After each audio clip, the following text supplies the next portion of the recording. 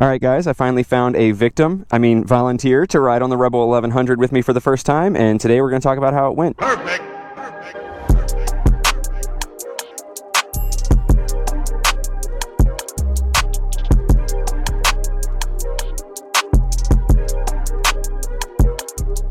Welcome back to Life of Birch. This is Birch, and that was Nina. Shout out to Nina for being a trooper for a few reasons. For one, she was the first person to ever ride on the Rebel 1100 with me last night. For two, it was the first bike she had ever even been on. And for three, she came out into 90-degree weather today just to help me take a thumbnail. Alright, so like I said, I finally took a passenger on the Rebel 1100 for the first time, and today we're going to talk about how it went. I'm going to go over how she did, compare it to the Rebel 500 a little bit, talk about some of the pitfalls and some of the stuff that didn't go so great, and then I'll kind of give a rating, you know, like, do I think that this bike is good for a passenger? Now, before we get into all that, though, make sure to go ahead and subscribe if you haven't already, because if you found this video, you're obviously interested in the Rebel 1100, and I got tons of content with this thing, anything from install videos to moto vlogs, all that kind of good stuff. So check out the channel, subscribe if you haven't already, and we'll jump straight into it. Alright, so a quick little backstory on Nina, since she was the passenger on the bike, and like I said, this was the first bike that she had ever been on, although it was technically the second bike she had ever been on. So before I took her out on this, I actually taught her how to ride the Grom earlier in the day. Got her riding around a parking lot, so she kind of got to experience that. And then I also put her on the back of the Grom and took her around the parking lot on that, just for like one quick lap so she could see what it was like. But aside from that, she had never been on like an actual bike, let alone, you know, we went on the highway, we went downtown on twisty roads, like kind of gave her the whole experience. So before we left, I had to adjust the suspension for the added weight. They're getting it, dude. That's hilarious. A guy and a girl on that little Vespa thing, me and Nina yesterday. But anyway, so I adjusted the suspension. If you want to know how to adjust the suspension, check out the channel. I have a video showing how to do that. Just for myself, I have the suspension 3 clicks more preload in the rear and 3/4 turn more preload in the front. And when I took Nina on it, I doubled that. And that seemed to be the perfect preload. Throughout the ride, we hit some small choppy bumps, some bigger bumps, and it seemed to stay nice and planted. It didn't bottom out or jar us or anything like that. Some of the bumps definitely bounced her enough that she kind of slid around, but that's to be expected. The passenger seat isn't really the grippiest or biggest seat ever, so all in all, I'd say that the preload was set pretty good. So we started out the ride heading out from my house, and we went down some twisty roads, which we're actually headed towards right now, so I can show you. And it was twisty roads that have a a speed limit of like 35 or 40 miles per hour. So we did that just to kind of make sure that she was comfortable with everything. And on the way back, we did end up going on the highway a little bit, so I'll cover that also. So we came down from that way and came up here. I guess where we're at right now is about 1.5 miles from my house. So in that time, everything was handling good. I definitely noticed that I stayed in gear a little bit longer than usual, partially because of the extra weight that needed to be pulled around, but also just because I feel like the Rebel's a little bit twitchy on the throttle because of the throttle by wire. I had it in standard mode, by the way. I put it in standard mode instead of sport mode so that it would be a little bit calmer for her, but I definitely noticed that it was still a little bit twitchy, so I kept it in gear a little bit longer, tried to shift quicker so it didn't jar her around. And then by the time that we got to this stop sign, she did have to readjust already, so that's probably, I don't know, this is like 1.5 miles, 2 miles from my house, something like that. So within that time frame, she had to readjust, but it was nothing too crazy. It was her first time on the bike, so of course you're gonna get used to sliding around and everything like that. But again, like I said, the passenger seat really isn't the biggest thing in the world. So she readjusted, and then we headed down this road here. You guys are gonna see it's definitely twisty. It has a big old bump up here on the bridge that I'll talk about how it handled that also. But I gotta say that even with all the twists and turns in this road, and you can see obviously they're doing a little bit of road work, so it's a little bumpy, it handled it really, really well as far as I was concerned. It definitely handled it a lot better than the Rebel 500 did, which is to be expected since it has so much more power. But the main thing I was concerned about was the suspension, because you guys have heard me talk about how the suspension is a little bit lacking until you get it dialed in. So the fact that we couldn't really do any testing on the preload before we headed out had me a little bit nervous, but like I said, it seemed to eat up the bumps plenty, and it handled all the turns really, really well. To be honest, I couldn't even really tell that she was back there. Now, when we left, I kind of gave her a crash course in riding on the back of the motorcycle, telling her how to sit and everything like that. And I also was like, listen, I know there's a couple of bumps along the route that are a little bit bigger than others, so if you feel me kind of reach back and tap your leg, that means to kind of hold on a little bit tighter, because we're going to hit a bump, and obviously I don't want you falling off the back. For one thing, I don't want that happening to anybody. For another thing, I literally met her like 2 days ago, so the last thing I want is like, oh yeah, the first time we hang out, let me take you on my motorcycle and you bounce off the back. That would suck, and I don't need to get sued. So this is the bump coming up right here. We'll see if you guys can tell how bad it is from just me hitting it. You can see the car slowing down. You can see the bump here.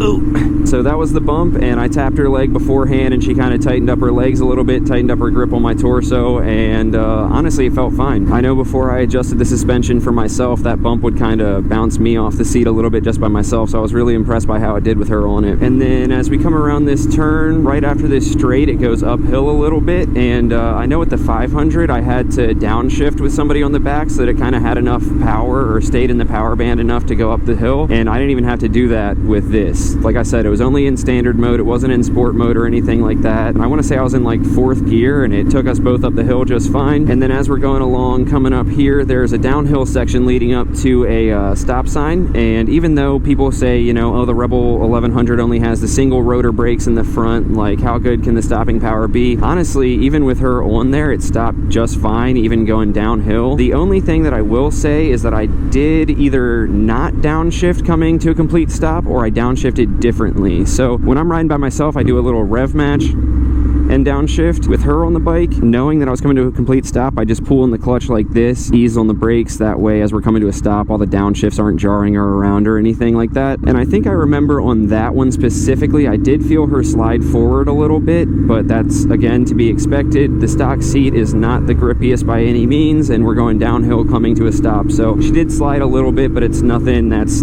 too much to where it's putting pressure on my wrists or anything like that. So nothing to be super concerned about. I did test it out a couple times where I was coming to a stop and I would downshift without rev matching. I would just kind of let the slipper clutch do its job, and that was definitely smoother than it was rev matching, but obviously not as smooth as just pulling in the clutch and coming to a stop. Now, even in standard mode, something like this where I have to slow down, ooh, that pop was nice, where I have to slow down, even if I don't downshift or anything like that, I feel like the throttle is twitchy and responsive enough that if I just let off of it, it does kind of jar you forward a little bit, again, just because the throttle's a little bit twitchy. So I found myself letting off the throttle kind of a lot slower and a lot smoother, and kind of formulating my moves a little bit based around that. But again, that's kind of to be expected when you have a passenger on the back. You can't ride the exact same or expect the bike to react the same. So that was kind of the gist of the Backroad Experience. Only real downfall was the fact that the seat isn't the grippiest, and she was sliding around some, and I had to adjust kind of my riding style to make sure that she was good. Oh, what the heck? Oh my gosh, this was not like this last night.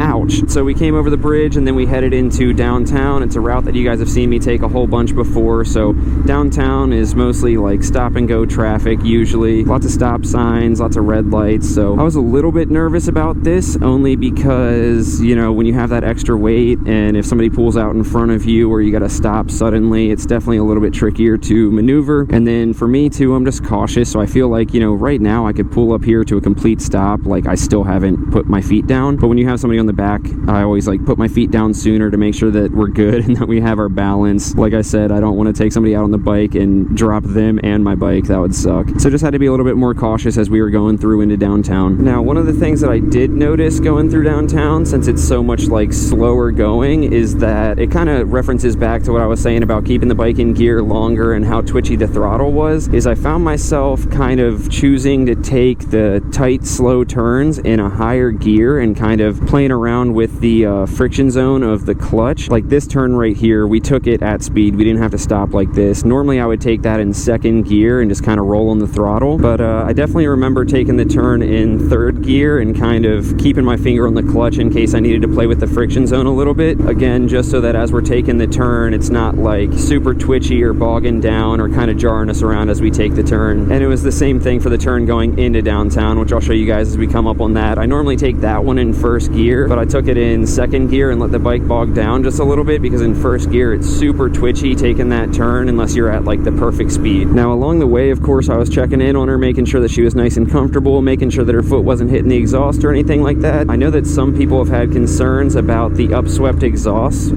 because they're concerned that the passenger foot might hit it and it might get burnt or it might melt their shoe on the exhaust or whatever. Obviously I have the Two Brothers exhaust, exhaust. Shameless plug, if you want to see a video where I installed that, you can check the link in the description. And I also surprised my friend with one of the exhausts. You can check out that video also. But yeah, her foot was nowhere near the exhaust, which was super good to see. So she didn't feel any heat off of it. Her foot never touched the exhaust. And I was checking in on her to make sure she was comfortable. She said the seat was just fine. She did change her opinion on the seat later, and I'll get to that in a bit. But at least up until this point, she said the seat was nice and comfortable, didn't have any complaints with it. So this is the turn here. Normally I take it in first gear, but I took it in second. You can see how low the RPMs are in second, so I kind of like played with the friction zone to make sure that everything was nice and smooth. Normally if it's just me, I'll take that in first, but I just knew it was going to be way too twitchy with somebody on the back, and we were going to end up clacking our helmets together and all that kind of good stuff. So just kind of an example of how I had to kind of change my riding style a little bit to make sure that everything was nice and smooth for us. And then we came down through here, and at this point we had been riding for 10 or 15 minutes or whatever. So we came down here, parked down by the water so I could kind of do an update on her, check to make sure that she was good, see how she liked it. So we came and parked down here by the water, and she said that it was a freaking blast. Needless to say, she is officially a biker chick now. I've converted her, and I was kind of asking her how everything was. She said everything was comfortable, just took some kind of getting used to. Definitely felt a little stiff on the back because she wasn't used to it, so it just takes a little bit of loosening up. But obviously the first time you ride on a bike, you're terrified and you're not sure what to do. So overall at this point, she had handled it absolutely great, took it like a champ, and the bike did way better than I thought it would. So then at that point we left and we went back through downtown up Main Street. So if you guys aren't familiar with Main Street or haven't seen it in my videos before, it's an old historic brick road that goes up towards the Capitol building. So it's totally uphill. It's all these janky bricks and everything. And I honestly wasn't planning on going up that way, but she was like, we should go up Main Street to Church Circle. And I was like, ugh, I can't look like a pansy now. I'm gonna do it. So the issue with that is kind of twofold. The fact that the road is super janky with bricks and everything kind of makes it a little bit hard to keep your balance if you hit one of the bricks wrong as you're stopping or whatever. But then also if there's a lot of traffic on Main Street, it's all uphill. So obviously when you have added weight on the bike is kind of more prone to rolling back before you start going. So given the fact that I hadn't taken anybody on this bike before and it had been over a year since I took anybody on the bike, I was like, man, I hope there's not traffic so I don't look stupid stalling out the bike or something like that on Main Street. So yeah, here's where the brick starts. You can see it's janky right there. You can see the traffic that I'm talking about here. So obviously that was some of my concern, but fortunately we were doing this at I guess when we were leaving it was probably 9 o'clock at night, so there wasn't any traffic really, so that wasn't a concern. You can see how it gets all janky here. The bricks are like separating and bouncing. It's just, yeah, see a bump right there we just went over. It's just not overall a good look for having a passenger on the back for the first time. But with that said, honestly I was super shocked at how well it did once again. From there, that is when we decided to leave and go jump on the highway. Now I'm not going to take you guys on the highway right now because my microphone starts popping and cutting out anything over like 50 miles per hour, so I want to make sure the quality is still good. So we're going to head back down the back roads, but we're going to talk about the highway experience because that's where it got a little bit iffy. So where we hopped on the highway, we had plenty of room to merge. It was one of the highways where like you take a big turn to get on it, but the lane that you're in getting on the highway just remains a lane. Like you don't need to merge over anywhere or anything like that, so that was kind of good for peace of mind. So we merged on the highway. We were cruising at like 60 or 65, and once again I was super impressed by how it did. It had enough power that even on the highway I didn't have to downshift, and I still had plenty of power to go around cars. We ended up being on the highway for probably like 2 or 3 miles, I want to say, and it handled great the whole time. There were a few times where we had to like, whoa dude, that Jeep looks sick, LifeOfBurch colors. Let me get that. Sorry, I keep getting distracted. If this is your first time watching my videos, it's not like this is a one-off experience. I get distracted all the time. I'm super ADD, so get used to reviews that also have cool stuff thrown in when I see a shiny object. But anyway, yeah, we did about 3 miles on the highway, cruising at like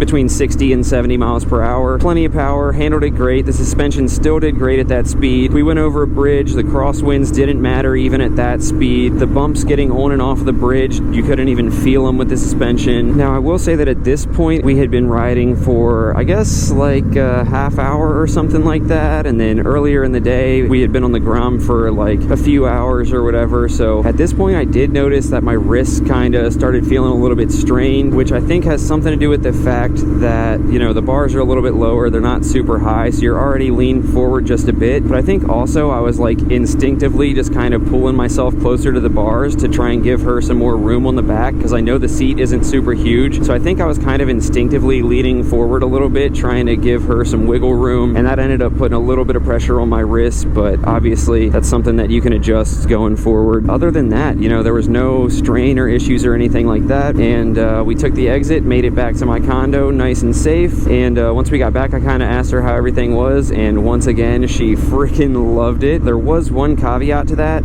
Did I say that right? Caveat? Caviar?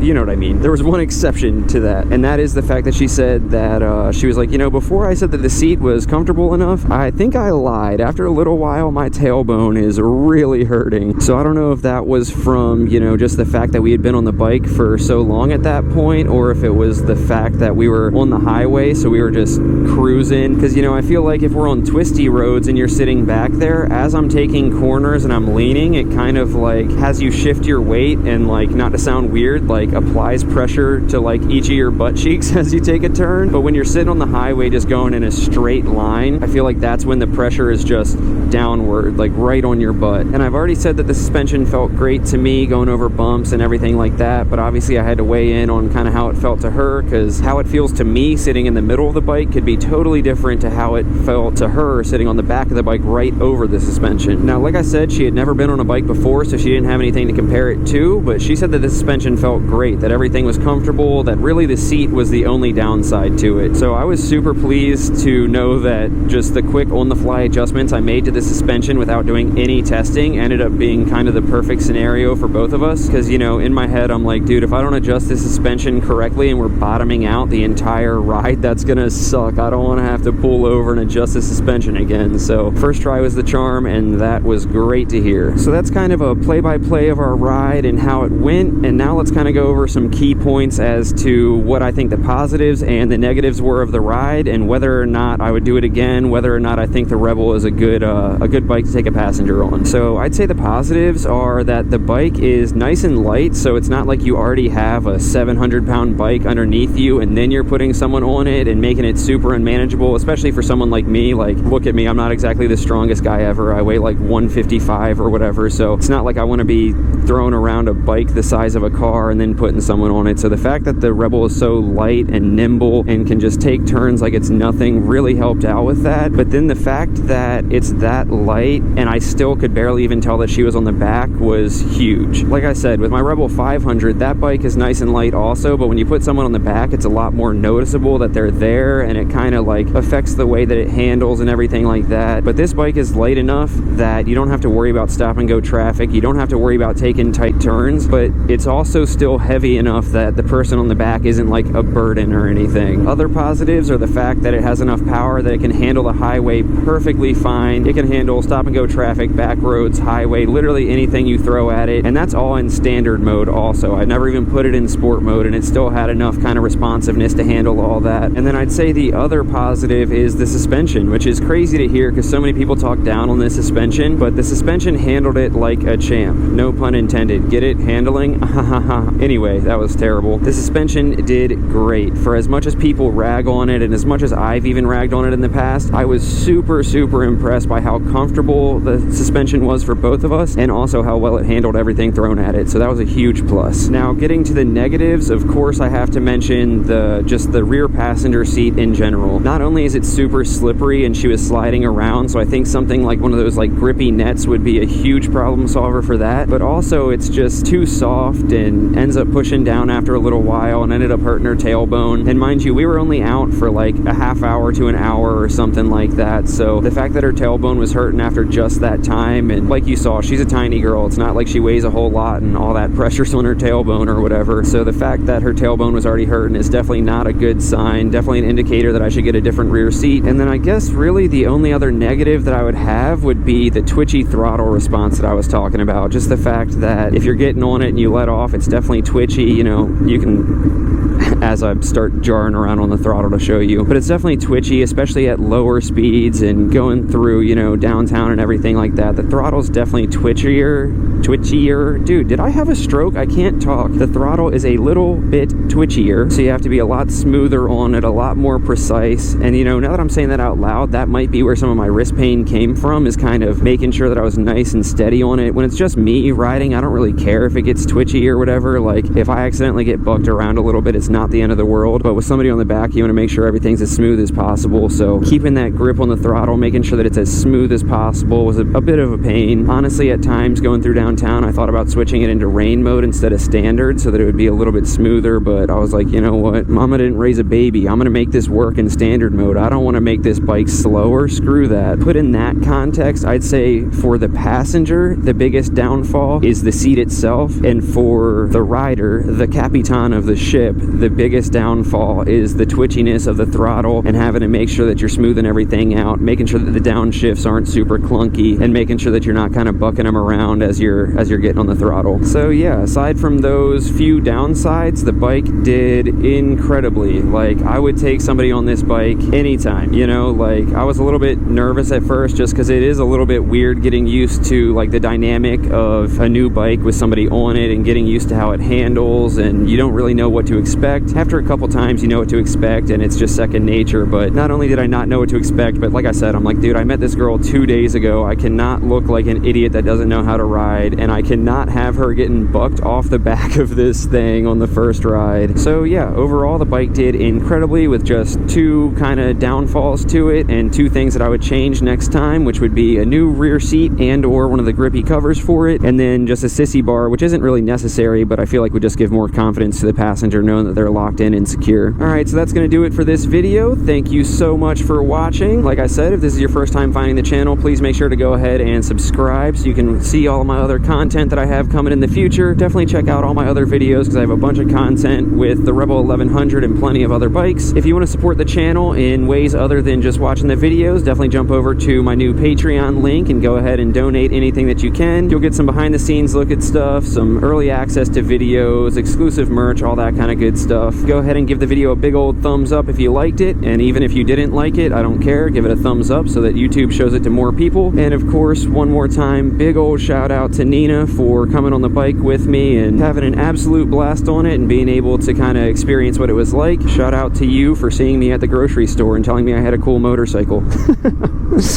Anyway, that's going to do it for today's video, guys. Leave a comment. Let me know what you thought of how the Rebel 1100 did. Let me know if there's any points that I missed that you need questions answered about. And if you've taken a passenger on your Rebel 1100, definitely fill me in on how your experience was and whether or not you agree with my points or disagree, all that kind of good stuff. But other than that, I am out of here. And as always, love you guys. Peace.